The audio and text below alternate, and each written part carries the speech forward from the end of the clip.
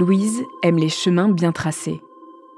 Quand elle rencontre Julien au lycée et qu'ils se mettent en couple, elle se dit qu'elle ne le quittera plus, que son histoire s'écrira avec lui, qu'ils vont se marier, qu'elle attendra leur enfant.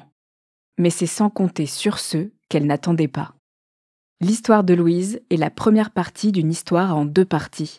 N'oubliez pas d'écouter le 2e épisode, raconté du point de vue de Paul.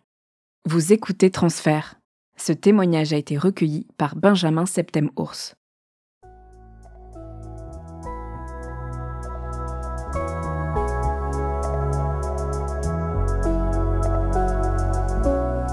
En 2002, j'ai 15 ans. J'entre en seconde. Je suis dans un lycée de centre-ville. Je suis dans une classe où la moitié des élèves sont musiciens et vont au conservatoire. Je ne suis pas musicienne, mais je suis dans cette classe. Et à la fin de la seconde, je sors avec Julien, qui lui est musicien et qui va au conservatoire. À la fin de la seconde, je change aussi de lycée. Je suis censée redoubler. Et je choisis spontanément un lycée de campagne parce que je me retrouve pas trop dans les lycées de centre-ville.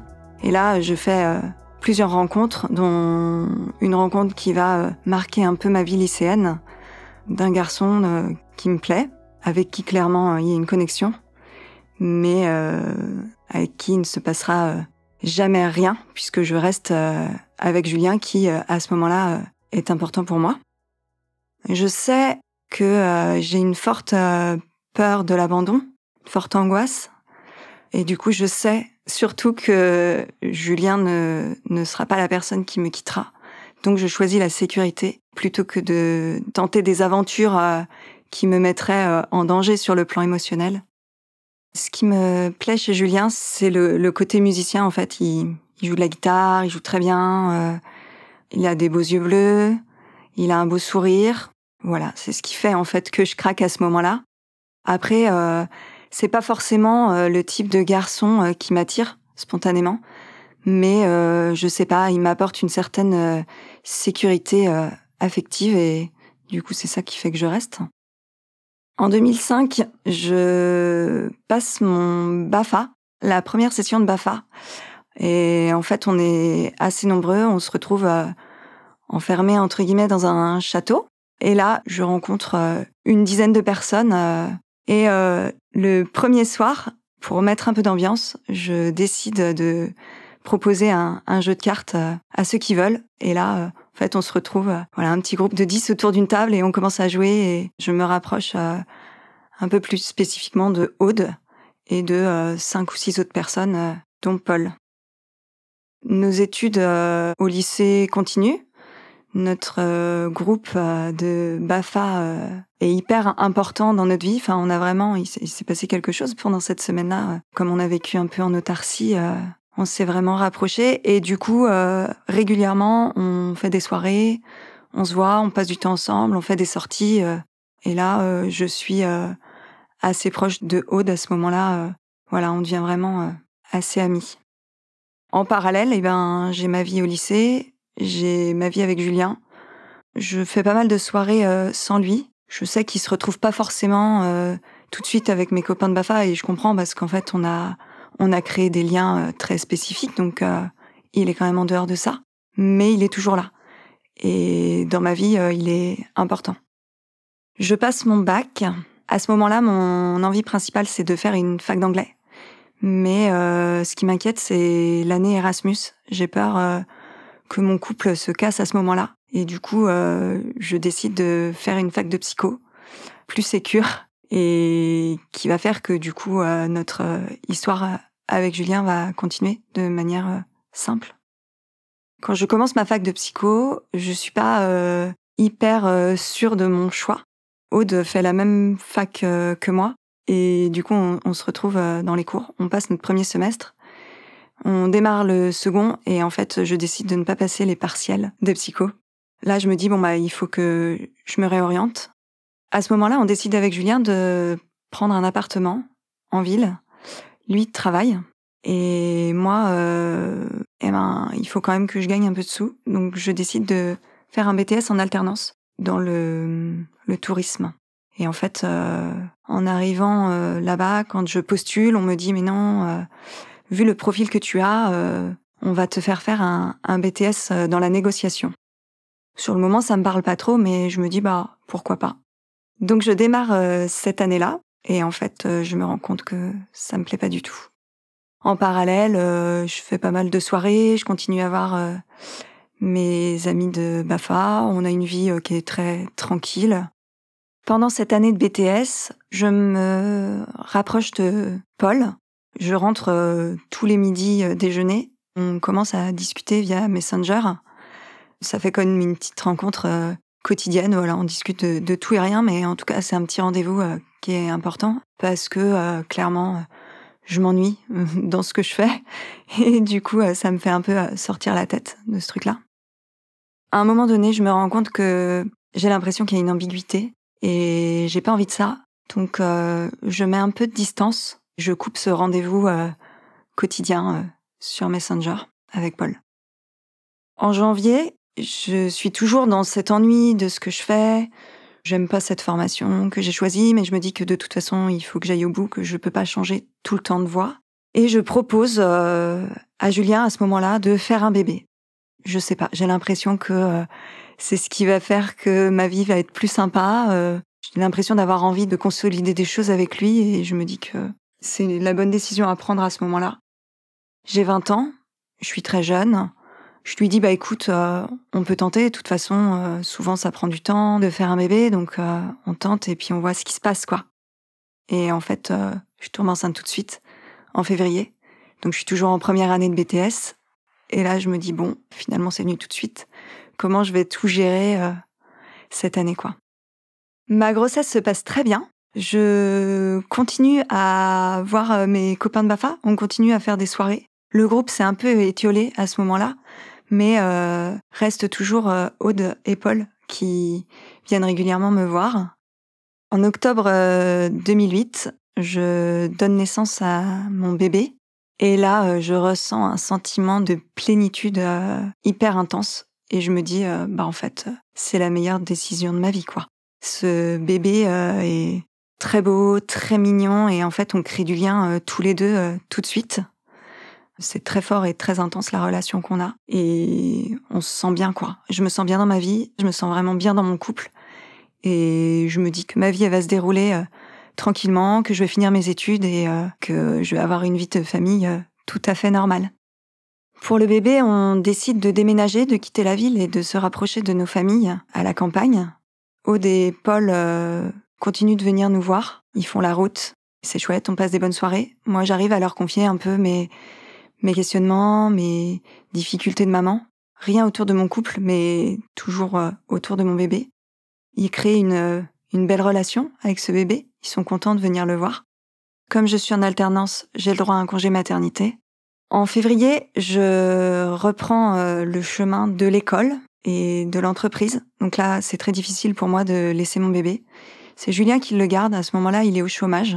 Le fait qu'on n'ait pas besoin de le faire garder à l'extérieur me rassure beaucoup parce que j'ai une relation très fusionnelle avec mon bébé. Mais je repars et finalement, je repars dans de bonnes conditions. Je me dis, l'objectif là, c'est que je termine ce BTS. En parallèle, on décide de se marier. Initialement, on projetait un mariage après mon BTS et puis finalement, on décide que ce sera avant. On choisit la date du 9 mai 2009. Après la naissance de mon bébé, je décide de ne pas reprendre de contraception. J'ai envie de laisser mon corps tranquille. C'est important pour moi. En mars, j'ai un retard de règles et je me rends compte qu'en fait, je suis enceinte. Donc là, c'est pas du tout une bonne nouvelle pour moi parce que ça arrive trop tôt après la naissance de mon premier bébé. Je me dis clairement que je suis pas capable d'assumer ça auprès des autres. Mon bébé a 5 mois, il est tout petit. En plus, on va se marier. Enfin, pour moi, c'est pas du tout une bonne nouvelle. Julien accueille très bien la nouvelle, mais je lui dis que je me sens pas prête. Et pas capable d'accueillir ce bébé. Je prends rendez-vous avec une sage-femme. Je décide de lui parler d'IVG. Elle m'explique comment ça se passe. Elle me dit qu'il y a plusieurs méthodes, mais que là, comme la grossesse est très récente, par voie médicamenteuse, ça se passera très bien. Donc elle me fait une ordonnance. Je rentre chez moi et je me dis que en fait non, c'est pas possible. Je peux pas. Je dis je viens d'avoir un bébé, je suis peut-être capable d'en accueillir un deuxième. Ils seront rapprochés, ce sera peut-être très sympa pour leur fratrie. Et moi, je vais assumer, quoi.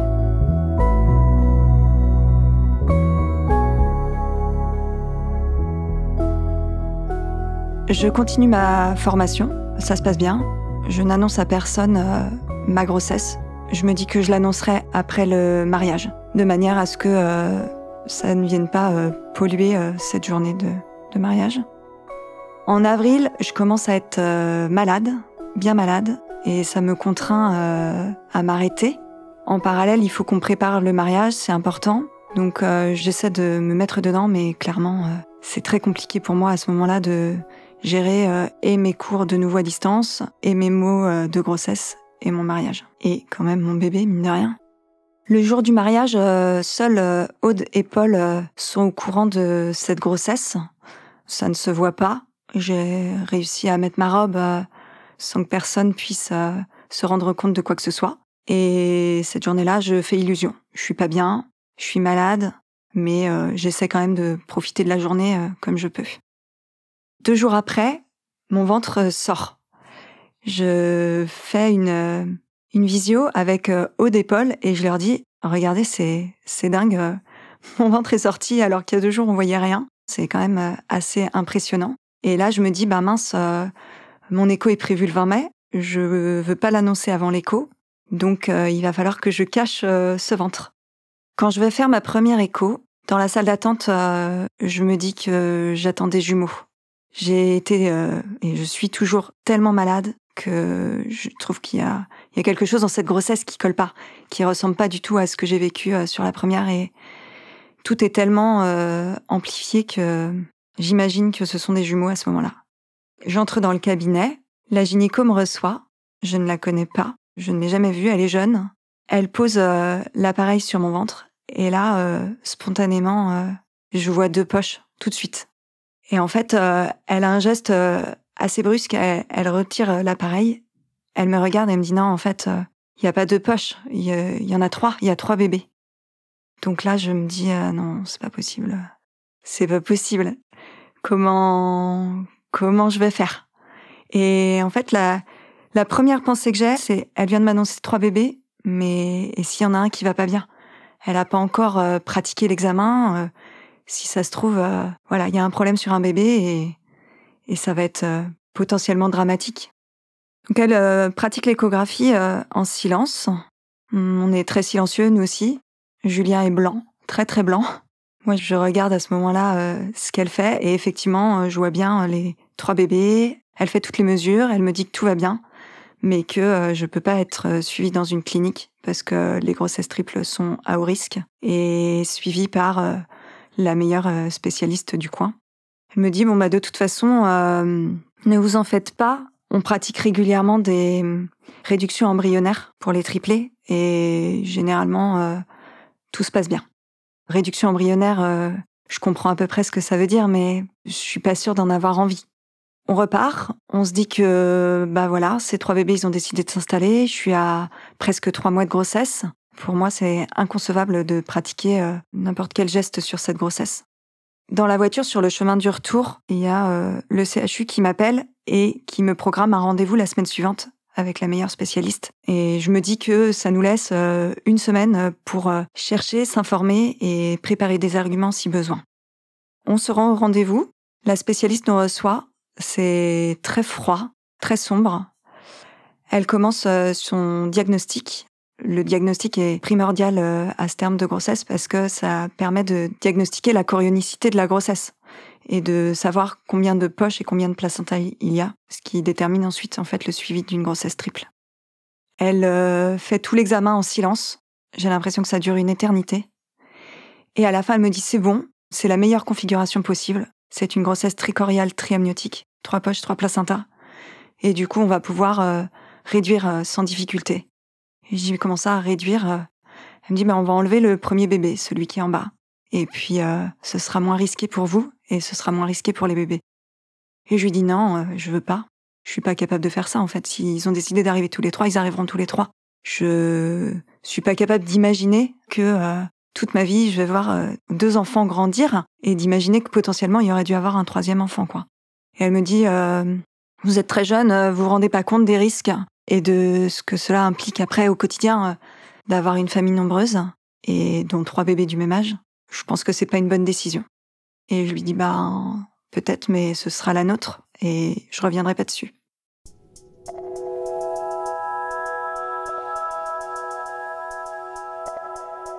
Ma grossesse est très difficile. Je souffre beaucoup. J'ai beaucoup de douleurs. J'ai beaucoup d'angoisse aussi de la prématurité. Je décide de m'aliter spontanément pour minimiser les risques. J'ai des échographies toutes les 3 semaines. La spécialiste m'explique que les bébés ne pourront pas être pris en charge s'ils naissent avant 26 semaines de grossesse. Donc, j'en fais le moins possible pour essayer de mener ma grossesse à terme. Julien s'occupe beaucoup de notre premier bébé. Moi, je me sens un peu seule avec mes angoisses. J'essaie de trouver des informations un peu sur le net, mais finalement, peu de personnes parlent de grossesse triple. Donc, j'avance petit à petit. Je me mets dans une bulle. J'essaie de faire le vide un peu autour de moi de tous les discours potentiellement négatifs que je peux entendre sur ce genre de grossesse, et j'essaie surtout de me protéger des angoisses des autres. En fin de grossesse, Aude va faire ses études dans le nord de la France et Paul part à Montréal pour faire son année Erasmus. Là, je me dis que ça va être difficile de vivre ça sans eux, donc on échange beaucoup de mails, je leur donne beaucoup de nouvelles, j'écris beaucoup. Ça me permet de me vider un peu la tête. Arrive le mois de septembre, je suis hospitalisée. Je suis en menace d'accouchement prématuré. Et là, ça va être très compliqué pour moi, cette période, parce que je suis séparée de mon premier bébé. Et je ne sais pas pour combien de temps. Je sais que ce sera jusqu'à la naissance, mais je ne sais pas pour combien de temps. Début octobre, j'ai passé les stades de grande prématurité. Je suis à 32 semaines de grossesse. C'était mon objectif. Je décide de dire au médecin d'arrêter de me donner des médicaments contre les contractions parce que là, mon corps n'en peut plus. Je n'en peux plus. Ça fait 3 semaines que je suis hospitalisée et je suis plus capable de mener cette grossesse. Donc on arrête les comprimés. 3 jours après, j'ai des contractions. J'écoute pas trop mon corps. Je me rends pas compte qu'en fait, c'est le travail qui a démarré. Je finis par appeler les soignants pour dire que je me sens pas très bien. La sage-femme qui vient me voir me dit « Mais en fait...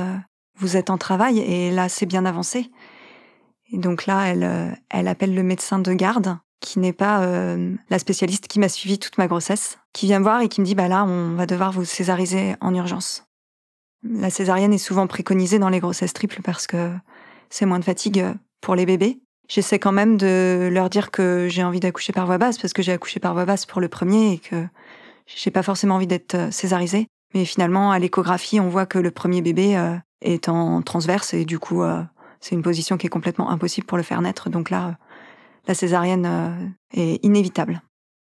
Donc on m'emmène rapidement au bloc pour me césariser. Je suis toute seule. Julien n'a pas le droit d'assister à la césarienne, donc il attend à l'extérieur. Ils sortent les bébés très rapidement. Je les vois à peine. Je sais que je donne naissance à 2 garçons et une fille. Et ils sont emmenés en couveuse. 1 heure plus tard, je sors du bloc. Je vois pas mes bébés. Julien me rejoint. Il me montre des photos des bébés. Il est incapable de me dire quel bébé il a photographié. Il sait plus. Il sait plus et comme ils se ressemblent tous à la naissance, voilà. Je vois des bébés, mais j'ai du mal à prendre conscience qu'en fait, c'est bien les bébés qui étaient dans mon ventre, que ce sont bien les miens, quoi. Là, l'équipe médicale me surveille de très près parce qu'il y a des forts risques pour la maman après la naissance. Donc, ils me font pas mal d'examens et je peux pas aller voir mes bébés. Je leur explique que j'en ai besoin, qu'il faut absolument qu'ils m'emmènent les voir parce que je peux pas rester comme ça. J'ai besoin de prendre conscience et j'ai besoin de savoir qu'ils vont bien. Et on me dit que non, que je pourrais les voir que dans 24 heures. J'ai un peu de mal à comprendre cette décision, mais je l'accepte parce que j'ai pas le choix. Et effectivement, je passe la première nuit et je les rencontre que le lendemain. J'arrive en soins intensifs. Ils m'emmènent voir le premier bébé qui est seul. Ils me disent, voilà, c'est votre premier bébé. Je dis, ah non, c'est pas possible, c'est pas le mien, il est trop petit. Il dit si, c'est bien le vôtre et les 2 autres sont dans une autre chambre. Donc là, il m'emmène en fauteuil roulant voir les 2 autres bébés et là, je me mets à pleurer. Je me dis, qu'est-ce que j'ai fait? On m'avait dit qu'ils allaient être prématurés, j'étais préparée à la prématurité. Mais en fait, je me rendais pas compte que j'allais mettre au monde des bébés qui allaient devoir être fortement médicalisés. Ça me rend vraiment triste. Je me dis que peut-être que finalement, c'était pas une si bonne décision parce que j'ai mis leur vie en danger. J'ai mis la leur en danger et la mienne aussi. Et les jours passent. J'arrive à aller voir tous les jours. Je passe du temps avec eux. J'ai juste le droit de les toucher. On me les met pas en peau à peau. Ils sont trop petits et trop branchés. 4 jours après la naissance, il me signe un papier de sortie en me disant que c'est bon, c'est l'heure de la sortie pour moi. Mais mes bébés vont rester hospitalisés. Donc là, c'est très paradoxal parce que d'un côté, je suis contente de sortir, de retrouver mon premier bébé, de retrouver mon chez-moi, mais en même temps, j'ai l'impression d'abandonner mes 3 autres enfants. Je me dis, il va falloir que je réussisse à trouver un bon compromis pour me sentir bien. Et le compromis que je trouve, c'est de passer toutes mes matinées avec mon premier bébé. Et l'après-midi, avec Julien, on part à la maternité en soins intensifs voir nos 3 autres bébés. Rapidement, on peut quand même faire du pot à pot, les avoir contre nous et ça me fait du bien. Ce sont des bébés qui vont bien, qui n'ont pas forcément besoin de beaucoup d'assistance. La seule chose, c'est que comme ils sont tout petits, ils ont besoin de grossir. Ils vont rester hospitalisés 5 et 6 semaines. Le premier bébé sort avant les autres parce qu'il est prêt. Il nous demande si on veut faire sortir ce premier bébé qui est prêt pour libérer une place pour d'autres bébés prématurés. On dit oui. On le ramène à la maison avec ce sentiment horrible de continuer à abandonner les autres. Et en fait, à la maison, c'est très compliqué. C'est un bébé qui pleure beaucoup. Il est apaisé que quand on le ramène voir ses frères et sœurs. Et au bout de 6 semaines, on sort les 2 autres bébés. Et notre vie commence avec 4 enfants en bas âge.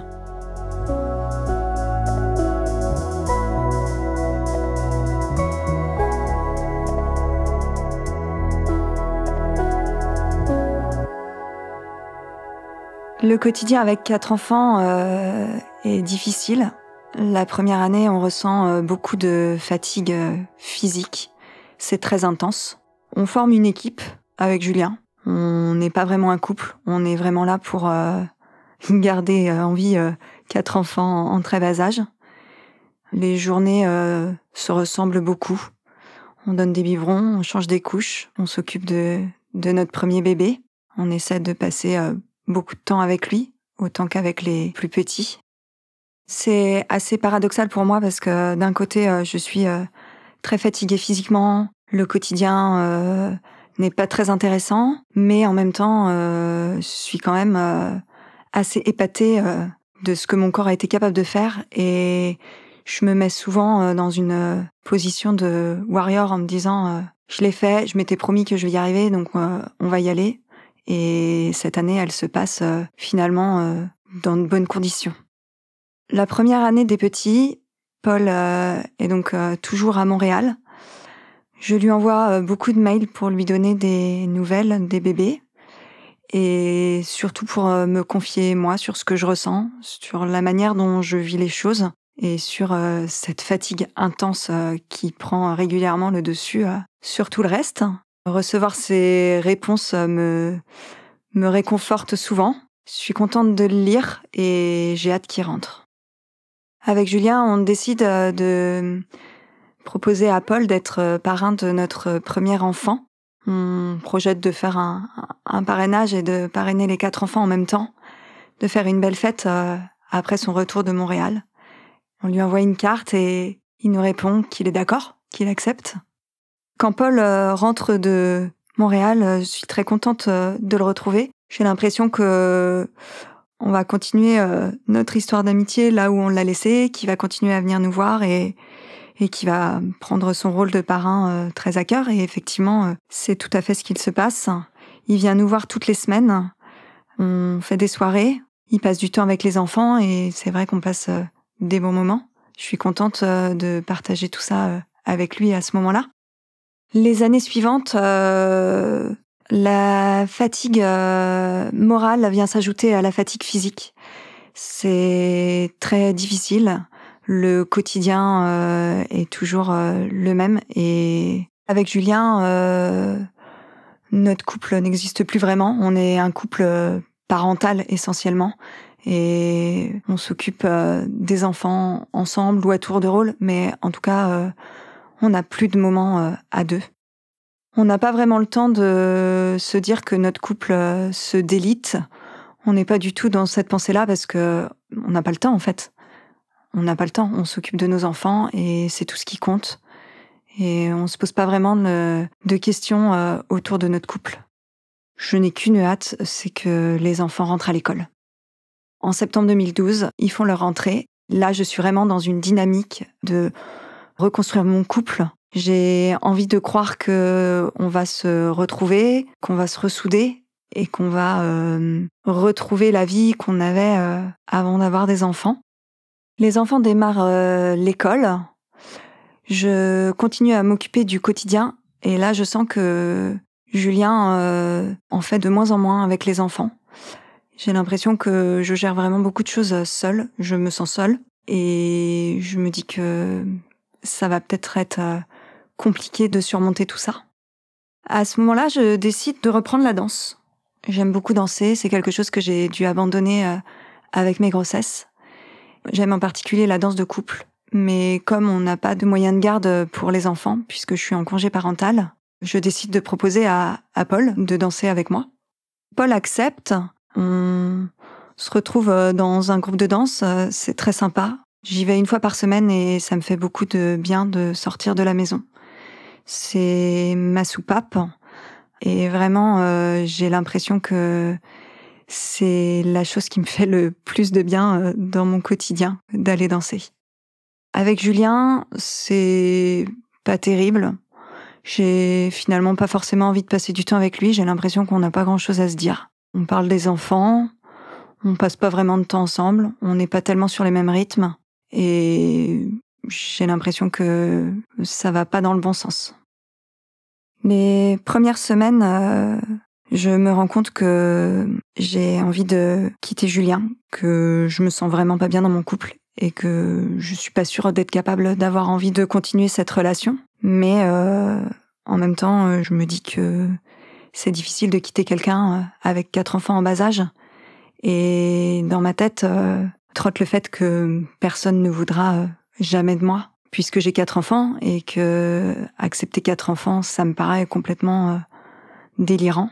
Donc je me dis que il va falloir que je prenne une décision qui va être de soit tenter le tout pour le tout et continuer cette relation, et dans ce cas, je la continue jusqu'à ce que mes enfants soient grands, soit tant pis, j'éclate tout ça et puis j'emmène mes enfants avec moi et puis on verra ce qui se passera.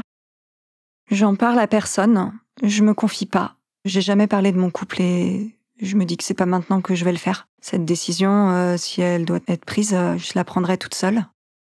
Petit à petit, avec Paul, on commence à se rapprocher, à parler de choses un peu plus intimes. Et un jour, au téléphone, je lui dis que ça ne va pas, que en fait je me sens pas bien dans ma vie, que je suis pas bien dans mon couple et que je vais pas pouvoir continuer comme ça. Paul réagit bien, toujours bien. C'est ça qui est chouette avec lui, c'est qu'il est très bienveillant. Il me dit écoute, j'ai pas beaucoup de temps pour te parler. Je te rappelle ce midi quand je suis en pause déjeuner et on échange autour de ça et tu me racontes un peu ce qui se passe. Il me rappelle effectivement le midi, on commence à discuter et à partir de ce moment-là, ma parole se libère complètement. Je trouve en lui un lieu sécure pour ouvrir mon cœur et lui dire tout ce qui ne va pas dans ma vie. On commence à se parler très régulièrement au téléphone. La parole est vraiment libre entre nous. On échange, on s'écoute. Il m'écoute beaucoup. Il ne me conseille jamais quoi que ce soit. Il est vraiment dans cette position attentive. Donc on commence à s'appeler le matin, le midi, le soir, dès qu'on a un petit temps, dès que je sors de la maison. Je commence à cacher ces appels à Julien. J'ai pas envie de lui dire en fait que je discute avec Paul, que je me confie. Là, je sens mon couple qui s'étiole de plus en plus. Et en parallèle, je commence à ressentir quelque chose, une attirance pour Paul, qui prend de plus en plus de place dans ma vie. Je me demande à ce moment-là comment je vais me sortir de cette situation et finalement je décide d'appeler Paul et de lui dire que j'ai un coup de cœur pour lui. Et là, il me dit « Ah bon, ok, bon. » Et c'est tout. Juste après, j'ai encore un cours de danse avec lui.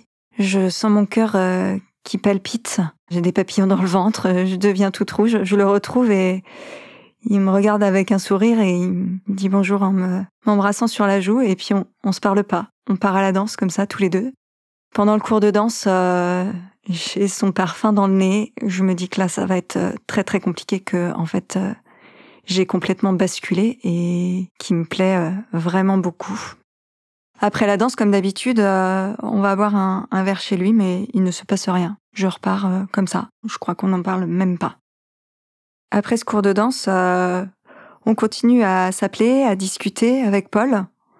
Je sais que lui aussi, il a un petit coup de cœur parce que il me le fait comprendre, mais en même temps, on est vraiment dans une situation inédite et on ne sait pas trop comment faire. On continue à beaucoup discuter, à s'appeler, et le 21 décembre arrive le dernier cours de danse avant les vacances de Noël. Je décide d'en parler à Julien. Je lui dis « Écoute, je suis en train de tomber amoureuse de Paul et je sais pas vraiment comment faire. » Et il me dit « J'ai toujours eu peur que ça arrive. » Ok. Et il me laisse partir. À la danse, je suis très tendue. Je sais qu'il va se passer un truc. J'ai toujours toutes ces sensations très fortes, les papillons, le cœur qui palpite. J'ai du mal à gérer toutes mes émotions. On part chez lui après le cours de danse. On est conscients tous les deux de ce qui va se passer. Et là, je me sens pas bien du tout. Je ne vais pas vers lui, c'est lui qui fait le premier pas. On s'embrasse et on couche ensemble. Je me dis que c'est terrible ce que je suis en train de faire. Non seulement je trompe mon mari, mais en plus de ça, je le fais avec mon meilleur ami que j'adore. Et je me dis, ça y est, je vais tout perdre. Et là, c'est très compliqué pour moi. Je lui fais un bisou sur la joue, je m'en vais. Je rentre chez moi au milieu de la nuit et là, je me mets à pleurer. Je me dis, franchement, c'était vraiment pas une bonne décision, mais c'est trop tard.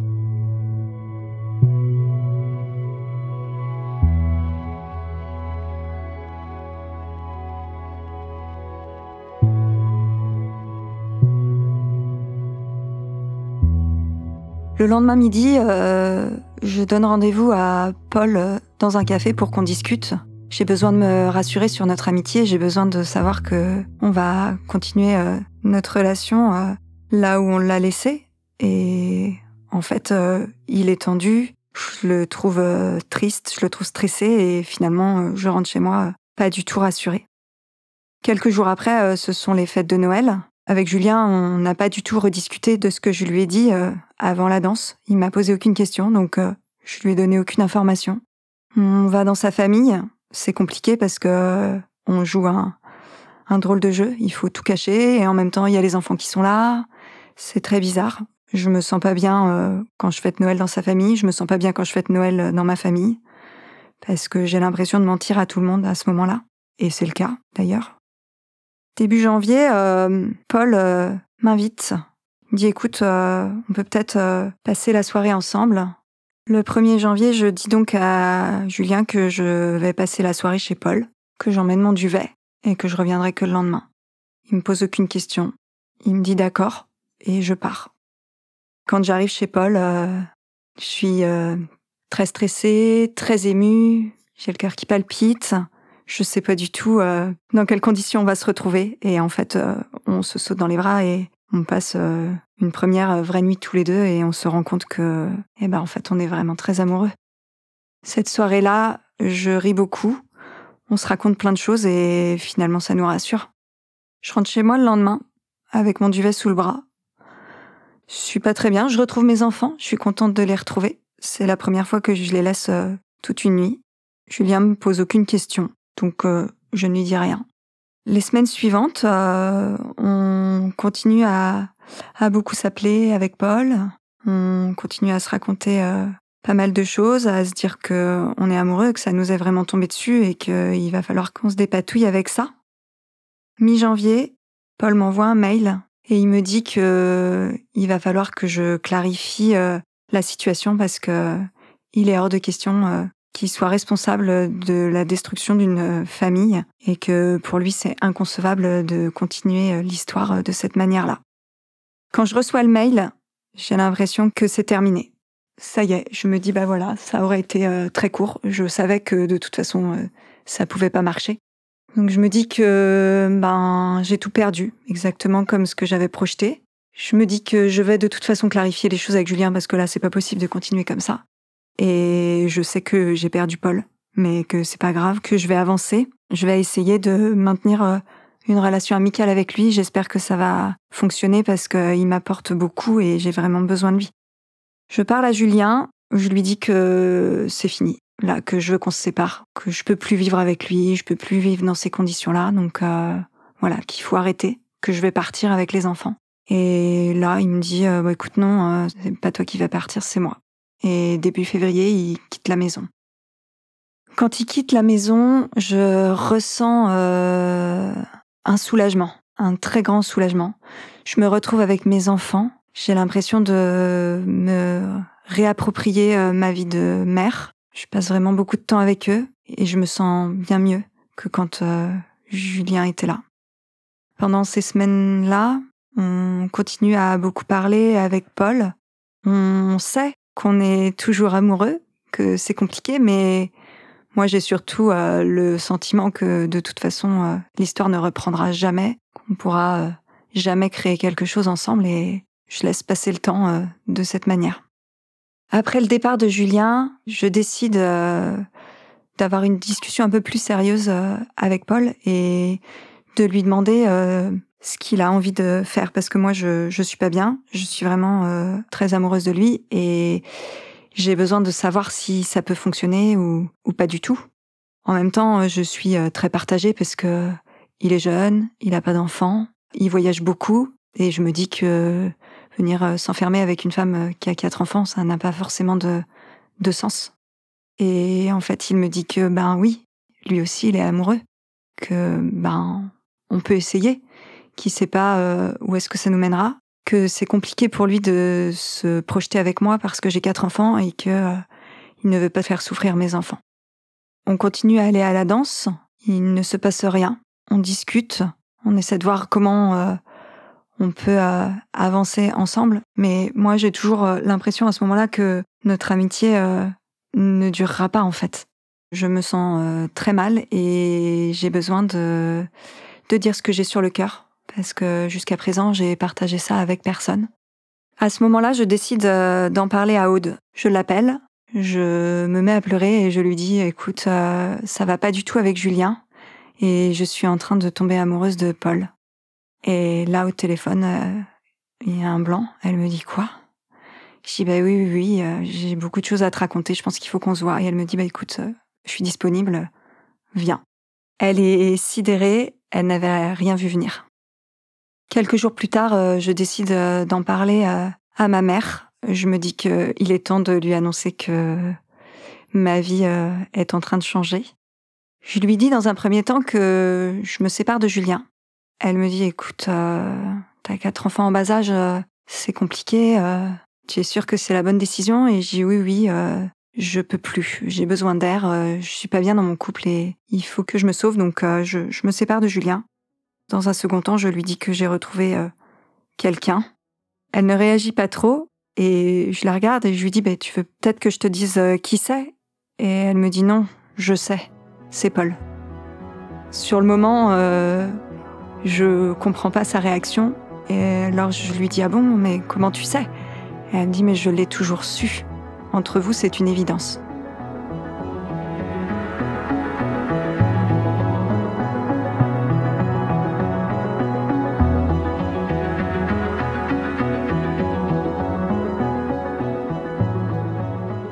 Avec Julien, on a mis en place une sorte de garde alternée sur les week-ends, on échange la maison.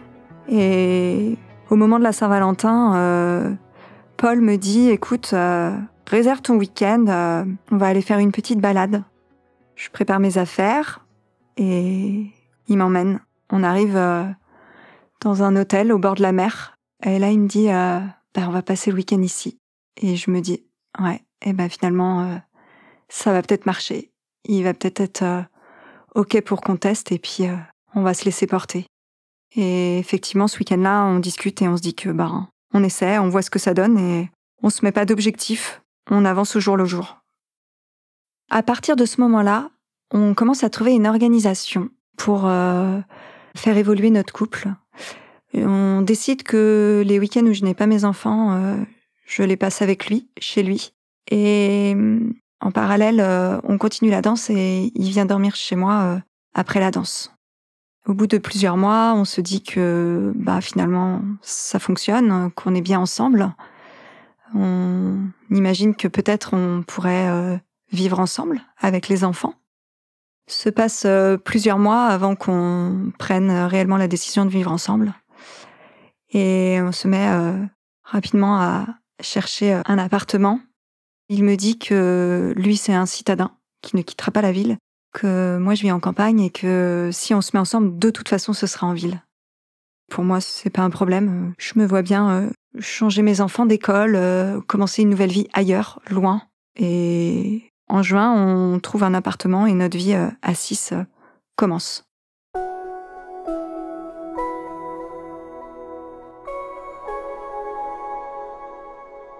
Quand on emménage ensemble, je décide que j'ai envie de lui faire subir le moins possible mon quotidien. Il connaît un petit peu mon quotidien parce que il venait passer des temps avec les enfants à la maison et tout ça, mais je m'étais toujours décarcassée pour que il subisse le moins possible. Et là, je me dis que je vais continuer comme ça. Alors qu'en fait, lui a choisi, il sait ce que ça implique que de vivre avec 4 enfants.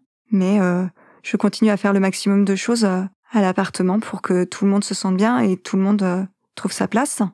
Un week-end sur 2, mes enfants partent chez leur père et ça nous permet de nous retrouver un petit peu chez nous, d'avoir des temps tous les deux. Le quotidien se passe bien, on a des moments un peu difficiles parce qu'il faut quand même composer, les enfants sont petits, ce sont des périodes pas évidentes. En septembre, c'est mon anniversaire.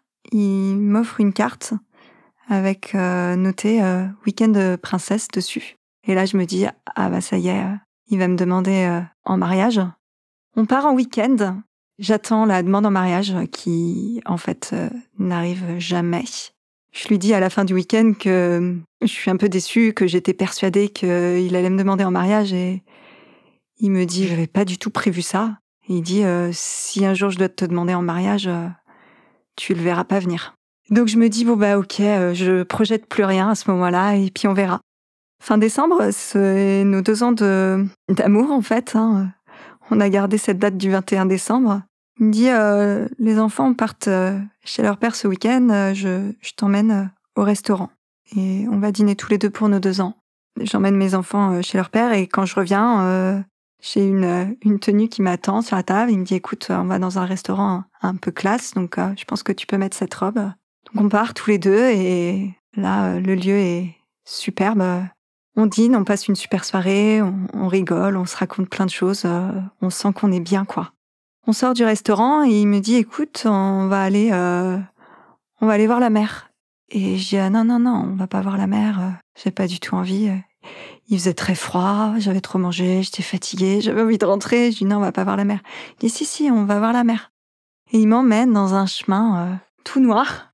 On arrive devant la mer, on entend le bruit des vagues. Et là, je me retourne et en fait, il a un genou à terre et il commence à me faire la plus belle déclaration de ma vie. Et il me demande en mariage. Il me dit qu'il m'aime vraiment pour qui je suis et qu'il a envie de vivre cette aventure avec moi. En septembre 2015, on se marie. On passe une très belle journée, c'est une belle fête. On est heureux, les gens sont heureux. Et on parle rapidement de bébé. Enfin, on en parle depuis longtemps tous les deux, mais là, on se dit que après le mariage, c'est quelque chose qui va arriver.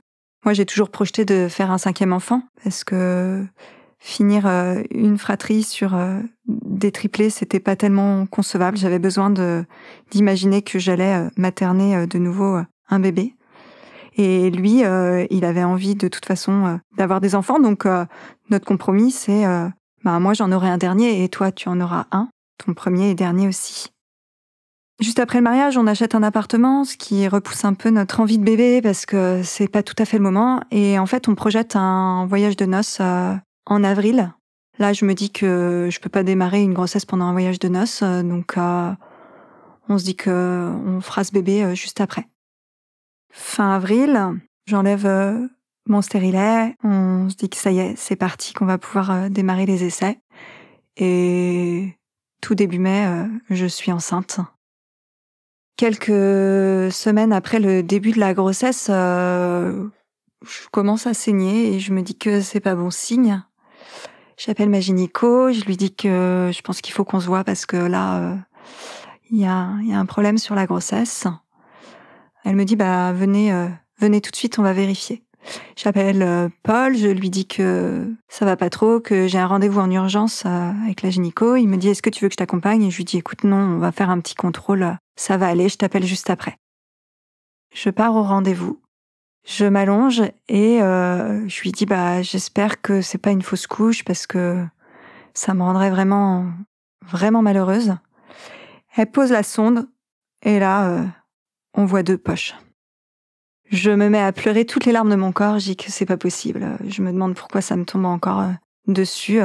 Depuis le démarrage, je suis dans le déni qu'une nouvelle grossesse multiple puisse arriver et en fait, finalement, ça m'arrive.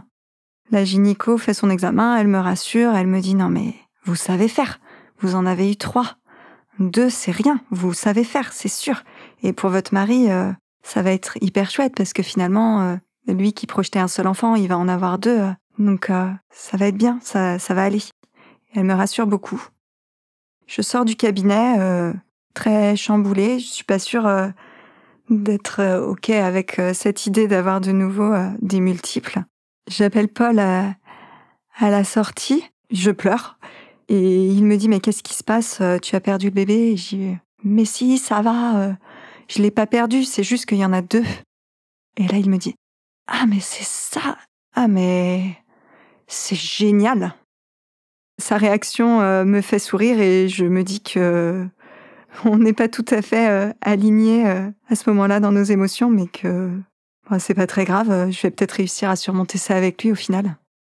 Pendant l'appel, je lui dis que je peux pas aller récupérer les enfants à l'école, que j'ai trop pleuré, que s'ils me voient comme ça, ils vont s'inquiéter, donc je rentre à l'appartement et c'est lui qui va les chercher. Il arrive à l'appartement avec un grand sourire, il me prend dans ses bras et il me dit c'est quand même incroyable cette histoire. Je suis trop content quoi, c'est inespéré. Et là je lui dis écoute on en parlera tous les 2 ce soir, j'ai pas envie d'en parler devant les enfants. Et ma fille arrive, elle me regarde et elle me dit tu sais maman j'ai réfléchi mais un bébé c'est vraiment facile, 2 bébés ça commence à être compliqué mais alors 3 bébés là c'est vraiment très dur. Et je me dis mais c'est incroyable, pourquoi elle me dit ça à ce moment-là? Elle a 7 ans, elle me parle de ça alors que je viens juste de découvrir ma grossesse gémellaire. C'est quand même assez incroyable. La grossesse est très compliquée. J'ai un hématome rétroplacentaire qui me contraint beaucoup. Je dois être alitée pendant plusieurs mois. Paul fait beaucoup à la maison. Moi, j'ai énormément d'angoisse. J'ai très peur de revivre la prématurité. Je reste très calme pour minimiser les risques. Mais je reste très angoissée par rapport à tout ça. Le gynéco m'annonce un terme maximum au 12 janvier, parce qu'après, il y a certains risques qu'il aimerait bien éviter. Et finalement, le 1er janvier au soir, je me mets en travail. Et nos bébés naissent le 2 janvier au matin.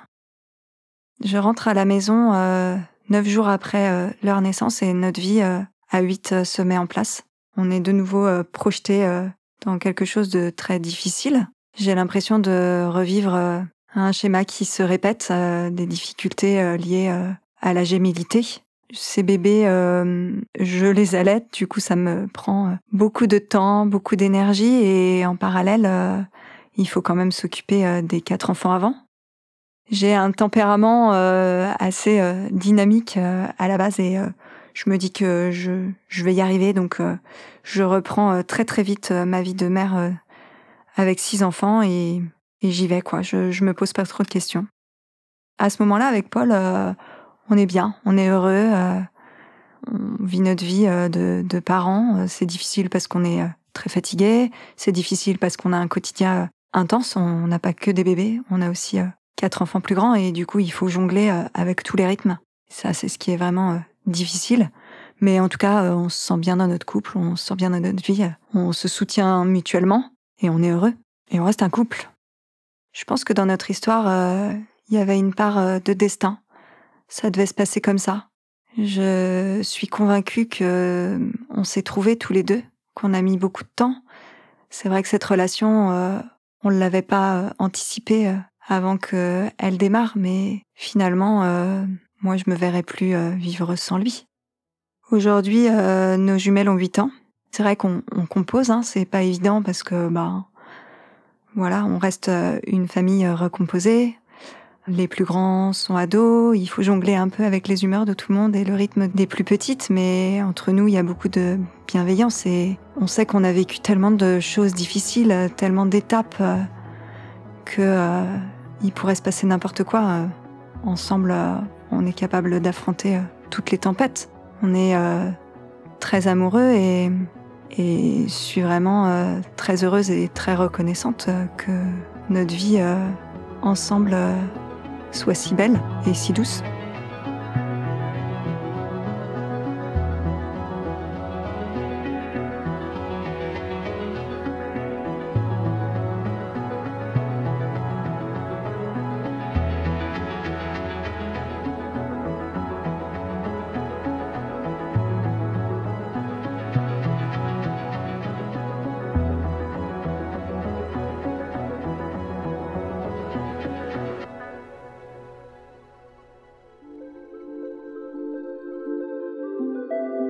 Vous venez d'écouter Transfert. Ce témoignage a été recueilli par Benjamin Septem-Ours. Cet épisode a été produit par Slate Podcast. Direction éditoriale, Christophe Caron. Direction de la production, Sarah Koskiewicz. Direction artistique et habillage musical, Benjamin Septem-Ours. Production éditoriale, Sarah Koskiewicz et Benjamin Septem-Ours. Chargé de pré-production, Astrid Verdun. Prise de son, Johanna Lalonde. Montage, Mona Delahaye. Musique, Sable Blanc. L'introduction a été écrite par Sarah Koskiewicz et Benjamin Septem-Ours. Elle est lue par Aurélie Rodriguez. Retrouvez Transfert tous les jeudis sur slate.fr et sur votre application d'écoute préférée. Découvrez aussi Transfert Club, l'offre premium de Transfert. 2 fois par mois, Transfert Club donne accès à du contenu exclusif, des histoires inédites et les coulisses de vos épisodes préférés. Pour vous abonner, rendez-vous sur slate.fr/transfertclub. Pour proposer une histoire, vous pouvez nous envoyer un mail à l'adresse transfert@slate.fr.